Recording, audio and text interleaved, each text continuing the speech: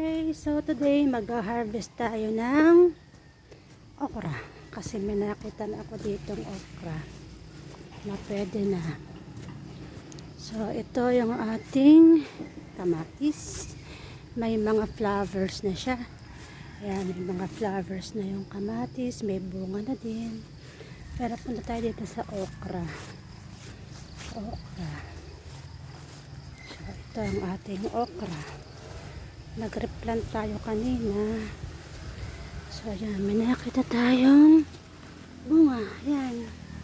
So atin siyang i-harvest. Ayan. Kita ba?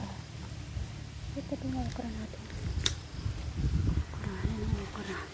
So meron tayong ayan, kuning siya. Ayan. Ito mahawak.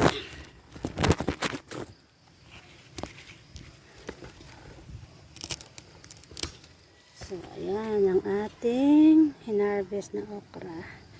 Meron pang isa. Kabila.